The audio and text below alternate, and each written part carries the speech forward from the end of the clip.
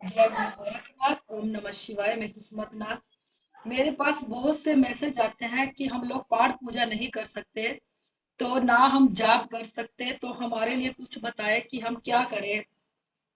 देखो, जो लोग पाठ पूजा नहीं कर पा रहे, जैसे कोई ड्राइवर है, कोई गाड़ी चला रहा है, कोई बाहरले देश रह रहा है, कोई कहीं भी रह रहा हो और उसको पाठ पूजा, कोई जॉब कर रहा हो, उसको पाठ पूजा करने का अगर समय नहीं मिल रहा, तो मैं आज उनके लिए बता रही हूँ। उनको अगर किसी भी आप, जैसे कोई वृंदावन में रहते हैं, वृंदावन में जो साधु संत है, अगर आप किसी भी इष्ट को मानते हो, किसी भी देवी देवता को मानते हो जो आपका इष्ट है, आप उसको मन में रख के आप किसी भी संत को, अच्छे संत को, बुरे संतों को नहीं, किसी भी अच्छे संत को आपको दिखे अपने मन में, अगर आप उसको कुछ भी खिलाना चाहते हो, रोटी खिलाना चाहते हो, जल देना चाहते हो, फ्रूट खिलाना चाहते हो, कुछ भी खिलाना चाहते हो, जिस भी देवी देवता को आपका इष्ट है, उसका नाम लेके उसके अंदर आपने उसी को देखना है, अपने इष्ट को देखना है, अपने इष्ट को देख के फिर आपने उसको जो भी आप खिलाना चाहते हो वो खिलाना है। आपने ये नहीं देखना कि ये संत है। जैसे मूर्ति में हम भगवान को देखते हैं, जिसकी हम पूजा करते हैं, हम अपने भगवान को देखते हैं, ऐसे ही आपने संत में अपने इष्ट को देख के आपने उसको कुछ जो भी आपकी श्रद्धा है खिलाने की, वो आप उसको दे सकते हो।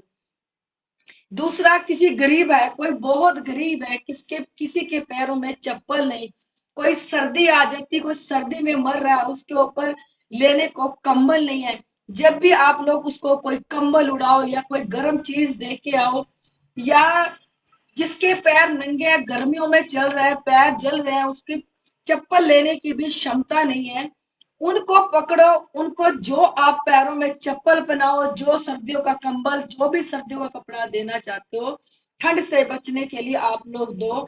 जब भी आप दो, अपने मन में यही कहना है, चाहे आप भोलेनाथ को मानते हो, भोलेनाथ का नाम लेना है, चाहे आप माता काली को मानते हो, माता काली का नाम लेना, हनुमान जी को मानते हो, हनुमान जी का नाम लेना। अपने मन में यही कहना है कि सामने जो भी आपका है, कि मैं, ये मेरा इष्ट है, मैं अपना इष्ट समझ के इसको ये चीज दे रहा हूँ, ताकि वो सीधा आपके जाके इष्ट को लगे। आप किसी को पानी भी पिलाओ ना, तो अपने इष्ट का नाम लेके पिलाओ, ताकि सीधा आपके इष्ट के पास जाते ही है वो चीजें। किसी की मदद करो तब भी अपने इष्ट को समझ के करो कि हम अपने इष्ट के लिए कर रहे हैं, क्योंकि हम मूर्ति में भी तो भगवान देखते हैं ना। ऐसे हम जब एक अच्छे इंसानों के अंदर, जो बहुत अच्छे इंसान है, ये नहीं है कि भीख मांगने वाला कोई आ गया, वो भीख मांग के जाके वो पैसों की दारू पी रहा है, उसका देखो कुछ भी नहीं लगेगा, उसको वो देने का कोई फायदा भी नहीं है। जो बहुत ज्यादा लाचार है, जो कुछ भी नहीं कर पा रहा, उसको आप अपना इष्ट समझ के अपने मन में, अगर आप भोलेनाथ को मानते हो तो भोलेनाथ का नाम लेके उसको दो। जिसको भी आप अपना इष्ट मानते हो उसका नाम लेके आप उसको जो भी देना चाहते हो वो दो। वो सीधा जाके आपके इष्ट के पास लगेगा और आपके ऊपर कृपा आएगी और आप आगे बढ़ते चले जाओगे। अगर आप, जैसे मंगलवार है, आप मंगलवार आपके हनुमान इष्ट है, अगर आप मंदिर के बाहर कई गरीब बैठे होते हैं, अगर आप किसी को देना चाहते हो तो लाल कपड़ा दे दो, भगवे रंग का दे दो, अपने इष्ट का नाम लेके, अपने हनुमान जी का नाम लेके। जैसे पेड़ पौधे हैं, गर्मियां आ रही हैं, प्यासे मरते हैं, क्योंकि जब सतयुग था तो ये पेड़ पौधे, जीव जंतु, ये सब बोलते थे। कोई पेड़ों से एक पत्ता भी तोड़ता था ना, तो तब भी वो चिल्लाते थे कि मुझे दर्द हो रहा है, मेरे को मत तोड़ो। अगर कल युग में आप पेड़ पौधों को भी पानी दोगे, उनको भी यही समझ के देना है। जो भी आपका इष्ट है, जिसको भी आप मानते हो, उनका नाम लेके वो समझ के उसको जल दो, वो जल सीधा आपके इष्ट के पास जाएगा और इससे आपके इष्ट बहुत प्रसन्न हो जाएंगे और उनकी कृपा मिलेगी। ये मैं उन लोगों के लिए कह रही हूँ जो लोग पाठ पूजा नहीं कर सकते, जिनके पास टाइम नहीं है, ये उनके लिए है। अगर कोई प्राचीन मंदिर है, प्राचीन मंदिर में जाके वो थोड़ा सा झाड़ू भी लगा के आ जाए, थोड़ी सी सेवा भी करके आ जाए, उसमें भी उसने अपने इष्ट को ही देखना है। जब भी आप किसी को भी कुछ दो, ये नहीं है कोई, जैसे आजकल जो दारू है, दारू पीने वाले लोग हैं, ये भीख मांगने के लिए चल पड़ते हैं अपने घर से, भगवा चोला पहन लेते हैं और अपना कहते हैं घर घर जाके भीख मांगते हैं। शाम को देखो वो ठेकों पे बैठ के वही लोग दारू पीते हैं। इससे तो देखो आप लोगों को भी पाप लगेगा, क्योंकि परमात्मा के नाम पे जो भीख मांग रहा है दारू पीने के लिए, उसको तो देखो लगेगा लगेगा, बाकी आप लोगों को भी लगेगा।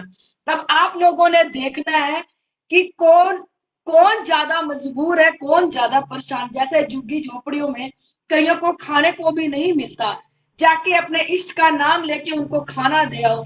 जैसे ही उनका पेट भरेगा तो आप लोग ये समझो कि आपने अपने परमात्मा का पेट भर दिया। तो जब अपने परमात्मा को आप प्यासे को पानी दे दोगे, अपने परमात्मा का भरोगे, प्यास बुझाओगे, तो ये देखो वो आपकी कितनी प्यास बुझाएगा। जो लोग काम काज में हैं, जो लोग गाड़ी वगैरह चलाते हैं, ट्रक चलाते हैं, वो कर नहीं पाते, ये उनके लिए, क्योंकि बहुत से मैसेज आते हैं कि हम ये चीज नहीं कर सकते, हमारे लिए भी कुछ बताओ जिससे हमारा उद्धार हो जाए। मैं यही कहना चाहती हूँ, जहां भी कोई दुखी गरीब किसी को भी देखो कि बहुत लाचार है, उसके लिए जो आपसे बन पता वो दो, अपना इष्ट समझ के दो। उसके अंदर अपने इष्ट को देखो। अगर कोई संत बैठा है कि बहुत अच्छा संत है, दिखावे के लिए नहीं बैठा, उसको जो भी आप देना चाहते हो वो दो, और अपने अंदर बोल के देना है। जो भी आपका इष्ट है, जिसको भी आप मानते हो, वो नाम लेके आपने उसको वो चीज दे देनी है। और जिससे आपके इष्ट, आपका परमात्मा इतना प्रसन्न हो जाएगा कि देखो ये बच्चा हर किसी के रूप में मुझे ही देख रहा है, मुझे ही पा रहा है, तो जो कुछ भी आप दोगे उसके पास जाएगा। मैं बस आप लोगों को यही कहना चाहती हूँ। मैं अपनी हर वीडियो में कहती हूँ, इसमें भी कह रही हूँ, यहाँ गुरु गोरखनाथ और भोलेनाथ साक्षात प्रकट हुए थे।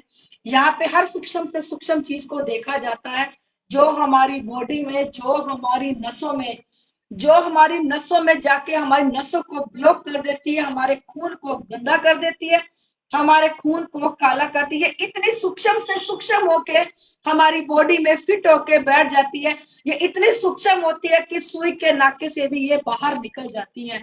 फिर जिनके ऊपर बीत रही है वो तो उनको पता है कि वो चलता फिरता बीमारियों का घर बन जा रहा है, क्योंकि घर में जिसके ये भूत प्रेत घुस गए, सूक्ष्म से सूक्ष्म चीजें घुस गई, वो घर में उनके लड़ाई झगड़ा काम काज सब ठप हो जाता है। वो देखते ही रह जाते हैं ये क्या हो रहा है। ऊपर से उनको बीमारियां लग सी लग जाती है। फिर डॉक्टरों के पास चेकअप के लिए जाते हैं, डॉक्टरों को कुछ नहीं समझ आता कि हाँ इनको क्या है क्या नहीं। वो कहेंगे चेकअप कराओ, जाके अपना अल्ट्रासाउंड कराओ, जो भी कराओगे उसमें कुछ भी नहीं आ रहा, कि वो भी नहीं समझ पाएगा। जो भी वो दवाई देगा आप लोग ग्रहण करोगे, जो भी आपके अंदर सूक्ष्म चीजें हैं वो उस दवाई को ग्रहण करेगी, आप नहीं करोगे। बाय चांस अगर आपको कोई बीमारी भी है ना, अगर आपकी बॉडी में सूक्ष्म चीजें हैं, कई तो आते हैं कॉल, मेरे पास मैसेज भी आते हैं कि हम बहुत सी दवाइयां खा खा कर थक चुके हैं, हमें कोई भी दवाई नहीं लग रही। तो आप इससे अंदाजा लगाओ कि इतनी दवाइयां हमने खा ली पर अभी हमारी बीमारी को वो क्यों नहीं लग रही। इससे पता चलता है कि उसके अंदर नेगेटिव चीज बैठी है जो वो दवाइयों को ग्रहण कर रही है, इसलिए आप तक वो दवाई पहुंच ही नहीं पा रही। किसी को काले परछाए दिखते हैं, किसी के साथ गंदा काम होता है।